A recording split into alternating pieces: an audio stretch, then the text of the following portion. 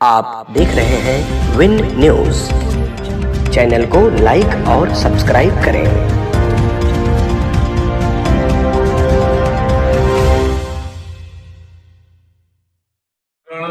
चंद्रकांत जी, राजेश यादव जी, नंदेन जी, संचालक महोदय, हमारे चुनावी से आए हुए साहू जी, प्रेम जी, उपस्थित हमारे सभी बड़े बुजुर्ग नौजवान साथियों, माता महतो तथा प्यारे,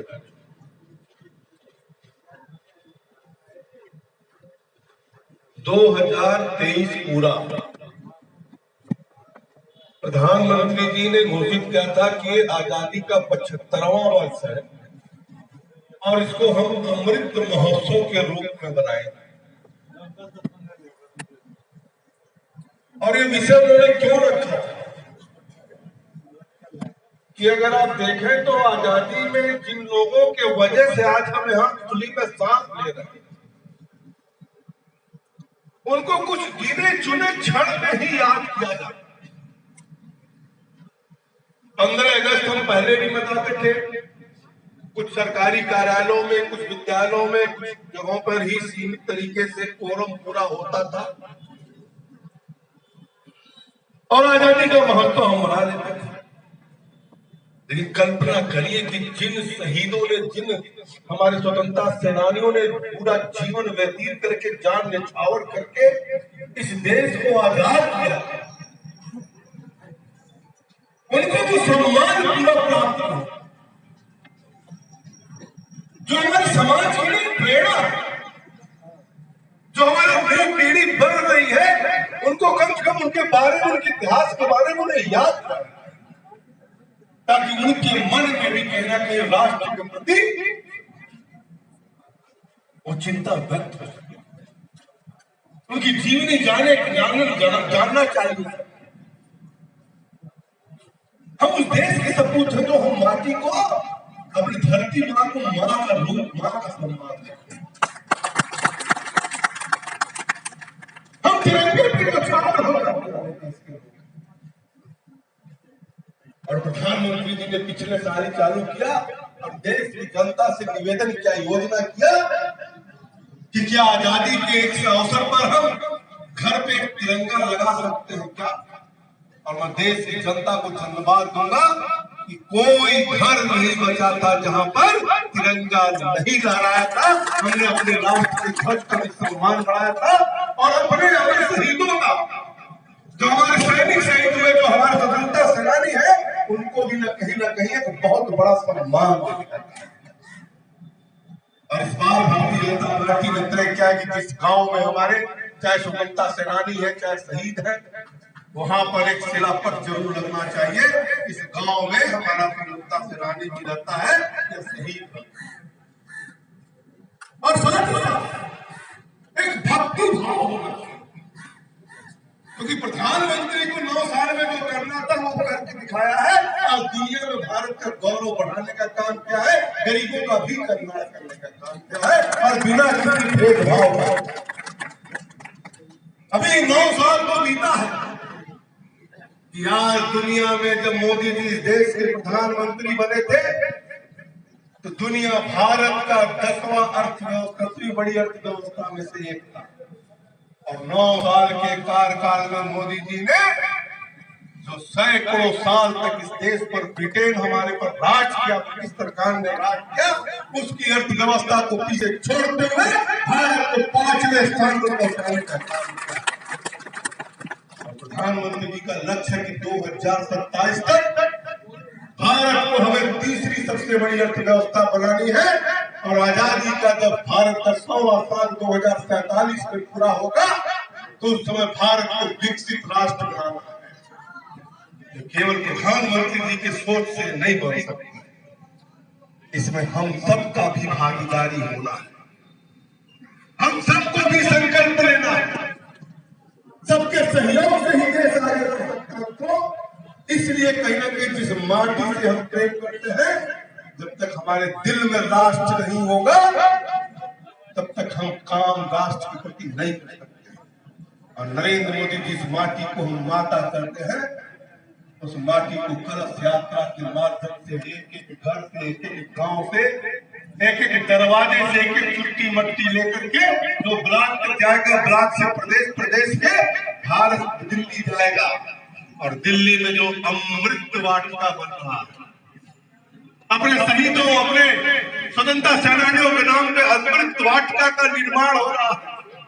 जो कभी राजपथ था, इंडिया गेट का रोड जो राजपथ कहा जाता, जो अंग्रेजों द्वारा रखा गया था, आज उसको भी कभी प्रधानमंत्री ने पिछली बार 15 अगस्त को लाल किला से 5 प्रतिज्ञा कराया था, जिसमें से एक था कि हम जो गुलामी का प्रतीक है उसको हम मिटाने का काम करें।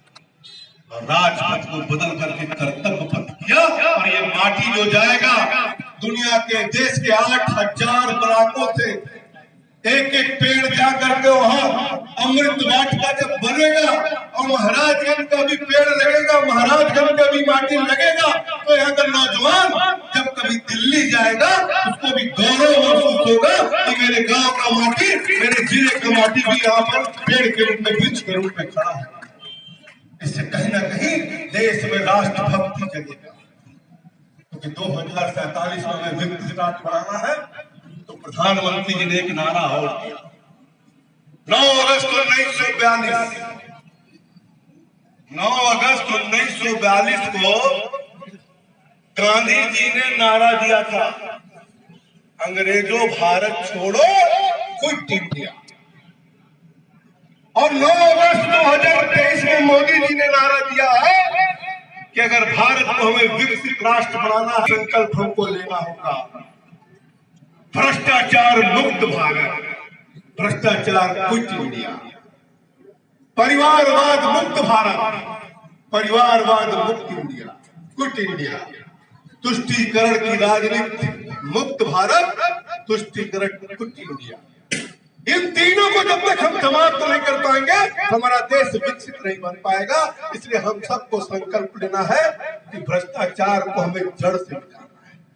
क्योंकि ये बात मैं इसलिए भी कह रहा हूं मित्रों कि मोदी जी के पहले की जितनी भी सरकारें थी, अगर आप देखें तो कोई महीना नहीं बीतता था एक न एक स्कैंडल अखबार में, टीवी पे चलता था।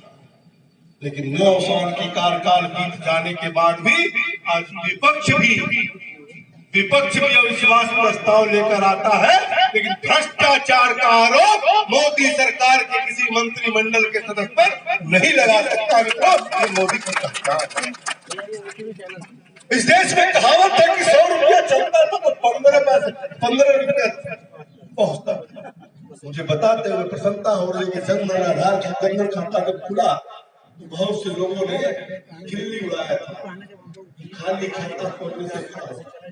और उस खाते के माध्यम से, डीबीटी के माध्यम से, डायरेक्ट बेनिफिट ट्रांसफर के माध्यम से 31 लाख करोड़ रुपया गरीबों के खाता में 9 साल में विभिन्न योजनाओं के तहत सरकार ने भेजने का काम किया है। और 31 लाख करोड़ दिल्ली से चला है, 31 लाख करोड़ धरातल तक उसके खाते में गरीब के पहुंच जाए। मैं ये नहीं कहता हूं सब काम खत्म हो गया, लेकिन बहुत काम बाकी है।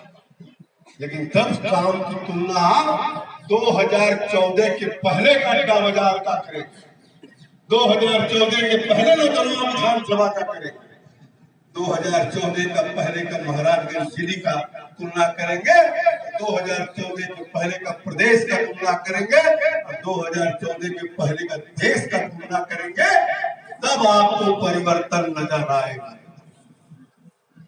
क्योंकि हमारे देश के प्रधानमंत्री कहीं ना कहीं राष्ट्र के प्रति समर्पित है और देश की जनता को भी मैं धन्यवाद देता हूं।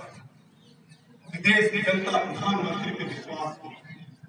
और कोविड काल में आपने देखा कि प्रधानमंत्री के एक आह्वान पर पूरा देश जहां था वहीं पर रुक गया।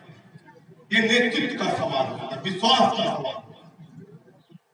और कहीं ना कहीं प्रधानमंत्री जी को भी चिंता थी कि इस देश में बहुत से लोग ऐसे रहने वाले हैं जो रोज कमाते हैं, रोज अपने परिवार का पेट रोज कमाते, देश ठप हो गया है, काम बंद हो गया है, उनका परिवार कैसे जिएगा, अपना परिवार कमाएगा, कैसे सोएगा, उसकी भी चिंता प्रधानमंत्री जी ने किया और 20 लाख करोड़ का आत्मनिर्भर पैकेज घोषित किया। और आज भी 80 करोड़ परिवार को तब से लेकर आज तक मुफ्त में राशन दे रहा है, ताकि देश में कोई व्यक्ति भूखा न सोए, कोई व्यक्ति भूखा न। गरीबों की जो आवश्यक अवस्था की चीजें है, चाहे मकान है, चाहे शौचालय है, चाहे बिजली है, चाहे पानी है, चाहे दवाई की व्यवस्था है, 6 रुपये नगद का व्यवस्था है, ये सब कहीं ना कहीं देने का काम, और बिना किसी भेदभाव, बिना किसी भेदभाव। न हमने जात देखा है, न हमने धर्म देखा है, न हमने पार्टी देखा है। जो बात है उसको हमें देना है, उसको मजबूत करना है। क्यों? भारत को विकसित राष्ट्र बनाना है।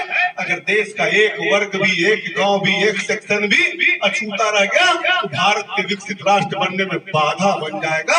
इसको ध्यान में रख करके प्रधानमंत्री जी काम करें। इसलिए मेरा निवेदन है मित्रों कि आजादी का अमृत महोत्सव और 16 तारीख से जब आजादी के 76वें साल में हम प्रदर्शन करेंगे तो अमृत काल का नाम दिया है प्रधानमंत्री। 2024 से लेकर के और 2047 तक जब 25 साल बीतेगा, उस समय की कल्पना मोदी जी, और उनका मानना है कि 2047 में तो कौन रहेगा कौन जाएगा पता नहीं, लेकिन देश रहेगा, हमारे नौजवान रहेंगे, और अभी हमें उसको काम तो करना है। यही समय है कि देश को और आगे बढ़ाना है और मजबूती से काम करना है, ताकि आने वाले 2047 में हमारा विकसित राष्ट्र भारत बने। आप सबका सहयोग देने का आया था। आज के अवसर पर मैं अपने शहीदों के प्रति, अपने सेनानियों के प्रति श्रद्धा सुमन अर्पित करता हूँ। बहुत बहुत धन्यवाद।